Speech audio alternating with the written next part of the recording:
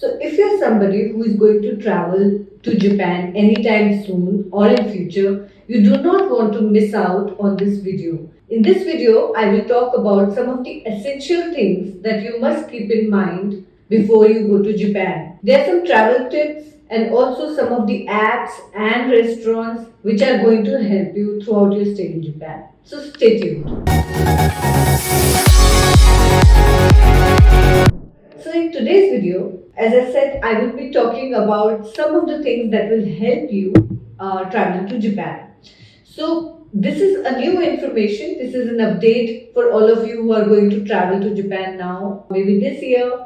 If you're worried that you have to have 3 vaccinations or there are quarantine procedures or there is an RT-PCR test, I want to tell you that starting from April 29, 2023, in Japan, there is no requirement of RT-PCR or vaccination certificates.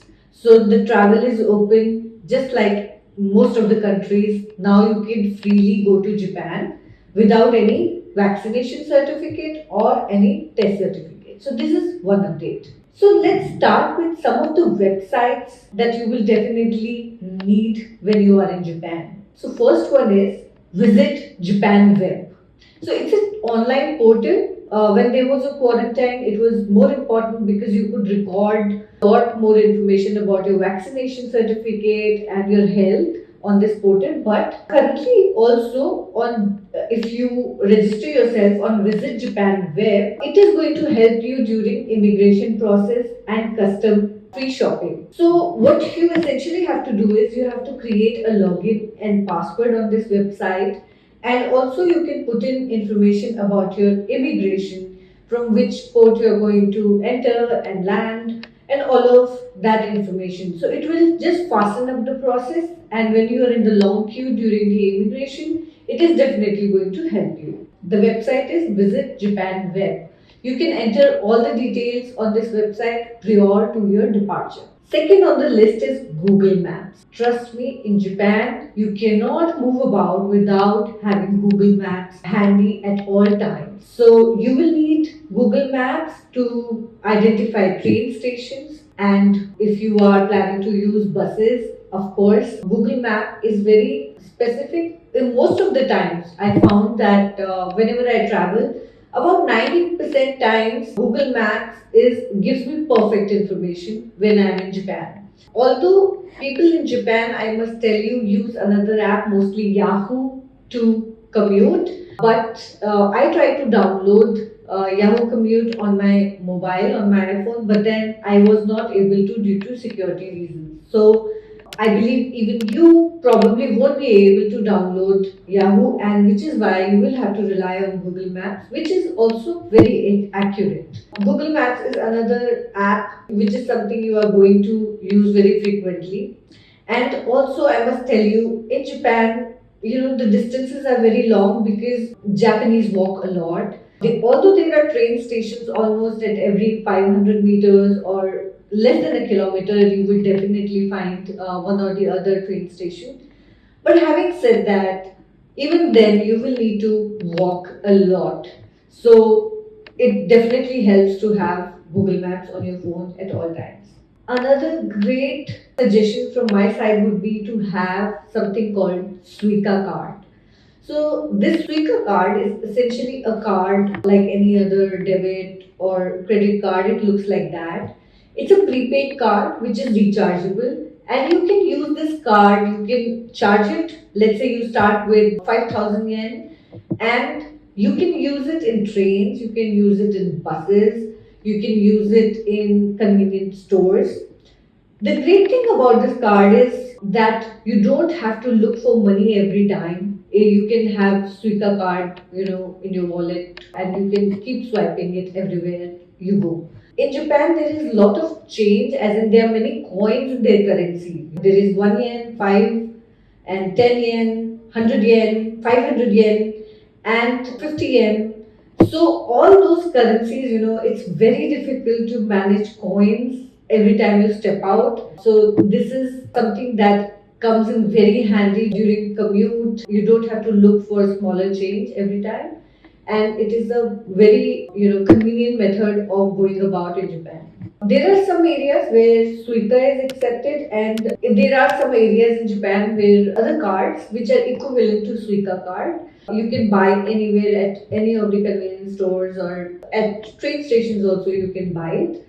So it's very convenient. Just look out for these cards and it will help you a big time. If you are a foreigner, you will definitely look out for options. You would want to try Japanese cuisine, but you would also need to have some other options which are more affordable and which is more like more of global cuisine or continental cuisine which everybody eats. So I have some of the suggestions that help me all the time when I'm in Japan. There is an Italian restaurant called Caesarea, for example. If you are in Tokyo or around that area, Caesarea outlet you will find almost everywhere, and you will find that it is highly affordable and good quality, really good food. You will have pizzas, pastas and steaks and pancakes and salads. So there is something for everybody. Even if you're a vegetarian, you will definitely find something to your taste on the menu. And having said that, all the dishes they are priced very reasonably. So most of the dishes are about 500 yen to 700 yen. Most of them are under 1000 yen. So it totally depends on you, how much you want to spend. Most of the dishes, although for one person, I think with drinks, it should not cost you more than 700 yen. And a glass of wine, for example, in size area is just 100 yen. So, definitely it is a very good option if you're a foreigner or if you are looking to have an affordable meal in Japan and satisfying meal too for that. Another option is Joyful. So Joyful is exactly more or less like Caesarea, although I found Caesarea has more of Italian menu because it's an Italian restaurant, but Joyful has more of Italian as well as it has plenty of Japanese options like tonkatsu or they had teishoku, like fixed Japanese meal options also. Joyful also is again very affordable, and you can have refills of drinks here. And most of the items on menu they are like Caesarea. They are also very affordable, and they would cost you within 1000 yen. And if you are on a budget, you can definitely have a good meal there within 5, 6, or 700 yen. These are two restaurant options that I had for you. Likewise, there are many other chains like Coco's and Gusto, but I'm more speaking from the point of view of people like me who are Southeast Asians, and if we are going to Japan, then definitely these are two places that are going to help you. Number five on my suggestion is having a phone network. So your SIM, of course, will not work in Japan, but because you will need apps like Google Translate, you will need Google Maps on regular basis, and it's always handy to have internet. You can just find out where you want to go next, and it's way more convenient to have internet on the go. Although there are wi-fi's available everywhere in Japan, even in buses, trains, wherever you board you will always find a free wi-fi. But I realized that it's much better to have Wi-Fi on your phone on, and for that, either if you are traveling from India, for example, and your network provider is Vodafone or Airtel or Jio, they will have international roaming packages. You can buy them much in advance, and they will work there on your phone once you land. There are some settings on your phone that you will need to change, and you must do that for SIM to catch connections there.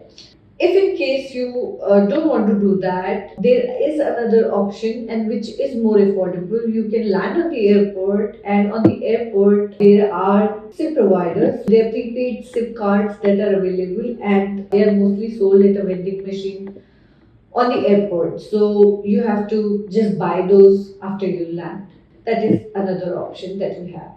Another last suggestion that I want to make is always carry a jacket or a cover up when you're traveling to Japan. The temperature, so I faced it last time when I was there.